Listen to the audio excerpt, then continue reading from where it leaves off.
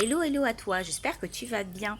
Alors aujourd'hui, on va parler d'un triangle qui est juste hyper commun, sans forcément qu'on s'en rende compte. Pourquoi? C'est parce qu'on est dans cette mécanique-là, d'une manière inconsciente et depuis qu'on est jeune. Alors, je te parle souvent du paramétrage émotionnel qui a été inculqué ou parfois infligé par les parents. Ok, jusque-là, on est raccord. Par contre, qu'est-ce qui se passe quand on se rend compte qu'on est dans un triangle qui nous est nocif? Ce triangle nocif, c'est ce qu'on appelle le triangle de Karpman. Tu le connais, j'en ai déjà fait une vidéo. Par contre, là, je vais te parler du triangle qui te permet de savoir, surtout de connaître la manière de sortir de ce triangle. Non, rien n'est figé. Non, tu n'es pas obligé d'y rester. Et oui, il est possible de s'en sortir à condition d'être en alerte et de savoir identifier tout ce qui est lié aux besoins et surtout à la conséquence qui est impactée sur toi directement. Je m'explique. Triangle de Karpman, tu as 3 acteurs. Parfois, ça peut être toi. Par exemple, quand tu es un autosaboteur, tu peux le considérer comme le juge interne en toi. Ce juge interne qui te dit non, c'est pas bien. Tu sais, cette petite voix, quand tu veux faire quelque chose, qui te dit go, vas-y, tu peux le faire. Oui, mais tu vois, évalue les risques, et puis regarde si tu y vas, il y a un risque que tu ne saches pas t'en sortir, et puis regarde qu'est-ce que ta mère dirait, et puis qu'est-ce que ton mari dirait, et puis tes enfants. Ouais, bon, finalement, ne le fais pas. Ça, cette petite voix-là, c'est l'auto-saboteur, ton juge interne. Tu peux imaginer, dans ton corps, 5 personnages. T'as le bourreau, t'as la victime, t'as le sauveur, au milieu, t'as le juge interne, et là, t'as la conscience, t'as toi, t'as ton petit personnage là qui essaye de tout paramétrer. Super.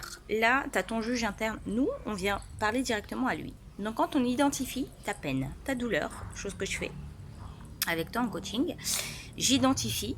Ensuite, on comprend les mécanismes, pourquoi tu t'es retrouvé dans cette situation-là, qui a été le parent auquel tu es connecté en termes de peur, à qui tu veux plaire, quelles ont été tes blessures d'âme, tes déceptions, comment tu les as perçues, etc. Et ensuite, on agit, on met en place un plan d'action.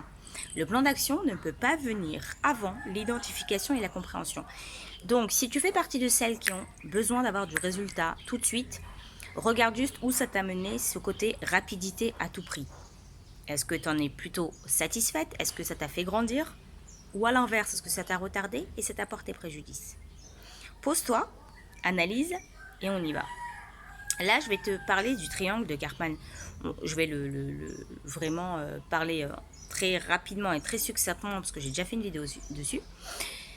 Du coup, le triangle de Karpman, c'est un triangle dans lequel il y a 3 personnages, 3 rôles. 3 rôles qui peuvent être à l'extérieur de toi ou qui peuvent être en toi. C'est-à-dire que toi, petite nana lionne qui veut tout déchirer, qui a un fort côté yang, etc., tu peux en toi être tant ton sauveur, ta victime et ton bourreau.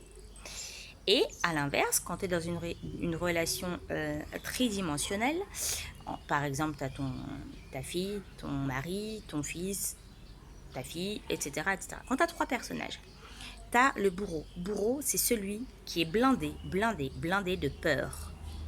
Et qui, par protection, va te faire subir quelque chose.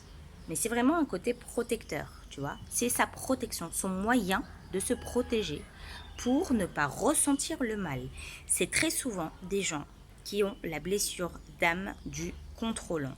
Parce qu'ils ont tendance à contrôler, donc ils ne supportent pas le fait de pouvoir se faire trahir, donc ils vont générer leur peur à la personne qui est face à eux et qui est en charge et qui est capable de recevoir.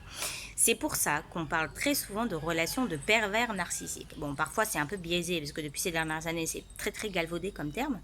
Ceci étant, un pervers narcissique, clairement c'est un bourreau. C'est la personne qui a énormément de peur en elle et qui n'a pas d'autre moyen d'en faire part que par justement transmettre ses peurs et justement faire du mal avant qu'on ne lui en fasse. Ensuite, on a la victime. Victime, c'est la personne qui va recevoir les attaques directes ou indirectes du bourreau. Donc, on va dire, en l'occurrence dans notre exemple, c'est le pervers narcissique. Si tu es plutôt en manque de confiance, fragile, fébrile, le regard des gens est tellement important pour toi, tu ne te sens jamais à la hauteur, tu ne mérites pas, tu mets en alerte aussi en exergue ton besoin d'exister. Tu ne sais pas pourquoi tu es là. Et tous ces paramétrages-là font que c'est un signal d'alerte, notamment les hypersensibles sont très très intelligents pour ça. Et ces hypersensibles-là, pourquoi ils sont, on va dire, la cible de pervers narcissiques? C'est parce qu'ils veulent tellement le bon chez les gens qu'au final, le premier moyen, c'est de se dire non mais c'est pas grave, c'est pas lui, c'est ses peurs. Non mais moi j'arrive à voir au-dessus de cette vision-là qu'il essaye et qui tente tant bien que mal de me faire comprendre.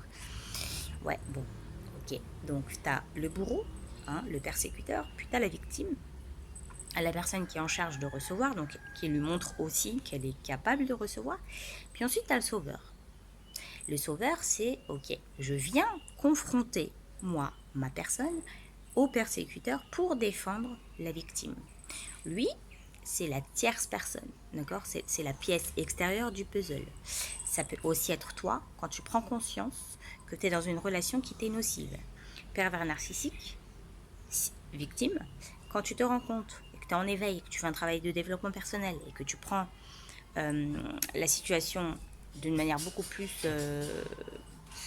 en hauteur, tu te rends compte que la personne que tu as face à toi est un manipulateur. Tu vas commencer à partir du côté du sauveur en te sauvant toi.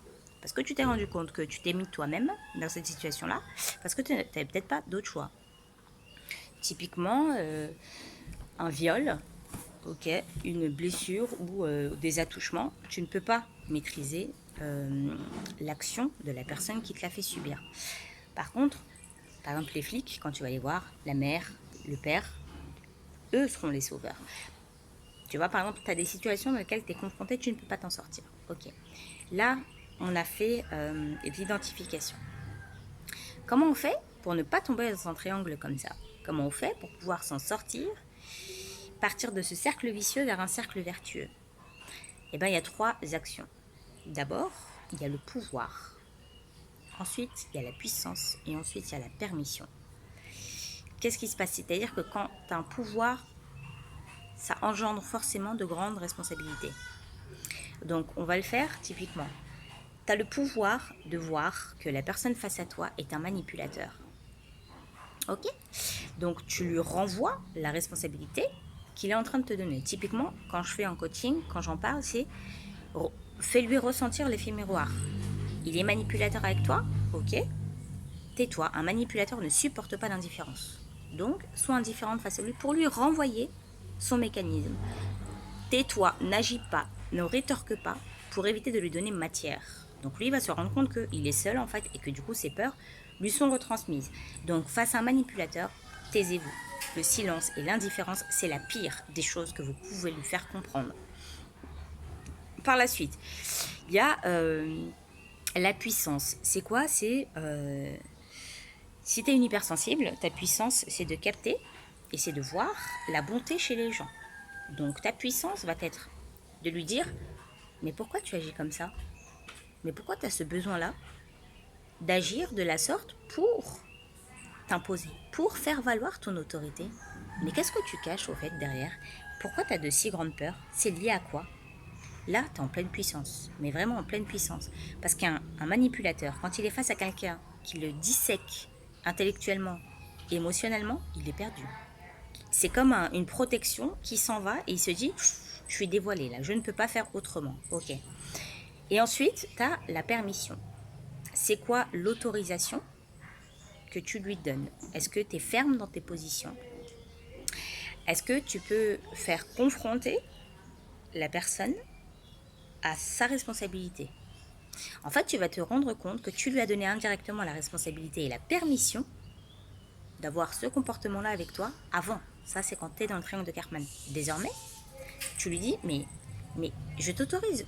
Je t'autorise en quoi, en fait? Quel est ton droit d'agir de la sorte avec moi? Tu n'en as pas, on est d'accord? Très bien, pourquoi tu agis de la sorte? En fait, c'est que tu lui renvoies sa responsabilité tout le temps, tout le temps, tout le temps. Pour sortir d'un triangle de Karpman et pour rentrer dans un cercle vertueux, tu viens reprendre ton pouvoir. Ton pouvoir, c'est la capacité à capter quel est son mécanisme de peur, blocage. Pourquoi il réagit comme ça?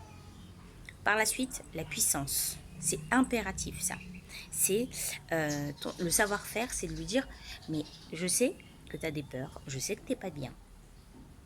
Mais pourquoi tu agis comme ça? Viens, on en parle. Tu sais, tu vas me dire, oui, mais attends, mais face à quelqu'un qui est comme ça, mais tu verras à quel point le fait de réagir de la sorte va pouvoir calmer vraiment le fonctionnement et la mentalité qui est basée sur de la protection de la personne que tu as face à toi. Et en fait, comment tu vas pouvoir l'apaiser en l'abordant différemment. Pas en allant frontal, en contournant. C'est un peu de la manipulation, mais c'est de la manipulation pour te protéger toi. Et ensuite, c'est tu confrontes la personne directement en te disant, mais est-ce moi qui lui ai donné la permission? Ai-je le droit d'autoriser ces actions-là de sa part? Ok, on va partir sur l'effet miroir. L'effet miroir, tu te tais, l'indifférence est la pire des choses que tu peux renvoyer à un manipulateur, à un pervers narcissique. Tu te tais et tu lui dis, ok, aujourd'hui, je vais être ferme dans mes décisions. La prochaine fois, ça peut être de différentes manières. Tu peux partir en mode menace, c'est pas franchement le plus intéressant et le plus intelligent. Tu peux surtout lui dire, ok, stop, on met un plan d'arrêt là. Tu as pris suffisamment d'autorité avec moi, ok, je préfère m'en arrêter là. On reste chacun à nos places, quitte à prendre du recul. Et partir, tu le laisses face à lui. Un pervers narcissique, un manipulateur ne comprend pas et ne supporte pas l'indifférence, qu'on le laisse abandonner, qu'on l'abandonne, c'est quelque chose qu'il ne peut pas. C'est pour ça que la blessure de trahison, donc de contrôlant, est très liée à l'abandon. Tu vois, donc le dépendant, il a besoin de toi, il a besoin d'avoir matière pour pouvoir faire valoir son autorité. Autrement, il se sent juste nul. Parce que, justement, un contrôlant, il n'a pas eu la considération qu'il voulait avoir, il n'a pas eu l'amour qu'il voulait avoir. Donc, il fait valoir son autorité auprès de toi, qui est le réceptacle et qui est la personne la plus à même de pouvoir recevoir cette manipulation-là. Donc, trois choses. Pouvoir, puissance, permission. Ok, tu te poses ces trois questions-là. C'est le seul moyen de sortir de ce triangle de Karpman. Donc, triangle du bourreau, victime, sauveur, vers le triangle du cercle vertueux. Je te dis à tout à l'heure et surtout la vidéo d'après va beaucoup t'aider, ça va être sur les peurs, la dénomination des peurs. Bisous à toi, ciao.